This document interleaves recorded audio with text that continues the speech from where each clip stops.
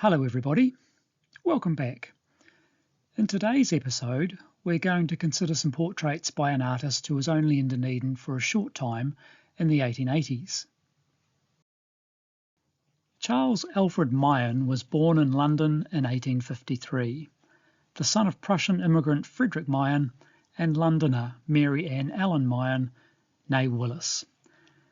By at least 1878, Alfred von Meyen, as he became known, was in New Zealand, his name appearing in newspapers after painting a life-sized, almost full-length portrait of Anglican Archbishop Henry Harper that subsequently was hung in the library at Christ's College in Christchurch.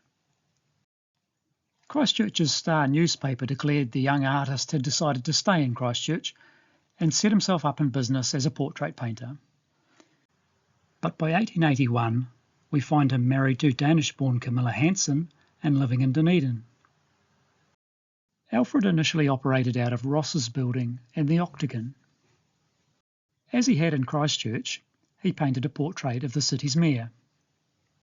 On Boxing Day 1881, Camilla gave birth to a daughter who they named Ellen. So let's have a look at some of Alfred's portraits. These two hand-coloured photographs are of Marjorie and George Sinclair. Marjorie, George and 4 Sinclair children, then aged in their teens and early 20s, arrived in New Zealand on the George Canning in 1857.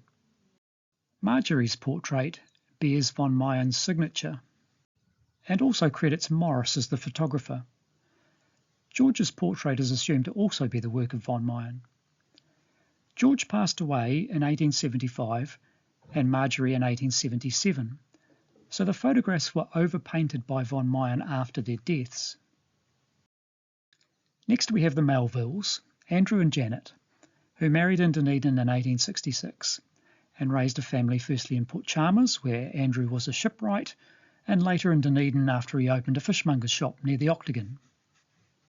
Eventually the Melvilles settled in St Clair. After he retired in the early 1890s, Andrew was said to have spent much of his retirement working on the garden at their home here. Andrew died in 1902 and Janet in 1925. Susan Gebbie arrived in Otago with her 3 children, Janet, John and Mary, and her mother Mary Miller on the Stormcloud in 1860. Susan's father, John Miller, was already here, having arrived on the Robert Henderson 2 years earlier and settled at Sawyers Bay. Susan's 2 eldest children, Janet and John, would become well known as publicans in Dunedin. Janet took up the licence of the Shamrock Hotel in 1884. John took over from her in the 1890s.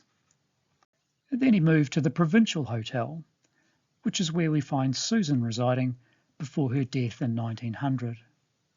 Marion Macpherson arrived in Otago in 1861. In 1873, she married John Donaldson, who had emigrated from Scotland firstly to the goldfields of Australia in 1862 and then to the goldfields of New Zealand in 1865, before he settled down as a baker in Dunedin in 1870 and established a business known as the Glasgow Pie House. The Pie House began here, near the corner of Princes and Dowling Streets. Then in 1875, Donaldson purchased and began enlarging the Gillison Street building on the corner, turning it into a 13-room Glasgow hotel, later sometimes known as the Shades or Donaldson's Shades, and relocating the Pie House here as well. In 1887, having sold the former Gillison Street building, Donaldson purchased the Oriental Hotel building across the road. Although impressive, the old wooden hotel building had become a rundown fire risk. So Donaldson demolished it and constructed a new building on the site, a new hotel which would be known as the Excelsior. In 1883, renowned Scottish sculptor Sir John Steele was commissioned to make what would become one of the city's most well-known landmarks, the statue of Robbie Burns in the Octagon. And later that year, Alfred von Meyen was commissioned by a Mr. Waters to also capture Burns's likeness in oils. At the beginning of 1884, we see Alfred von Meyen hired to teach watercolour painting at a private school for girls known as Braemar House. We see him offering to paint portraits of past mayors of the city too. And 1884 was also the year that the von Meyens welcomed another daughter, Blanche. But the von Meyens' time in Dunedin was done, and they moved to Wellington. In December 1885, the most disastrous fire to that date hit the capital, destroying 9 shops and 6 dwellings. The von Meyens lost everything in the blaze, prompting a local newspaper to seek donations for a relief fund on their behalf. Camilla was heavily pregnant at the time and gave birth to another daughter, Norma, a few weeks later in January 1886. But Camilla and Alfred's relationship appears to have become broken. Later in 1886, Camilla took out a protection order against her husband, and Alfred was ordered to pay £1 per week towards the upkeep of the children. A similar order was again taken out in 1890. Then in 1893 came the announcement that Alfred von Meyen of Wellington, who was well known in Dunedin as a very clever portrait painter, had died of consumption, tuberculosis, at just 40 years of age.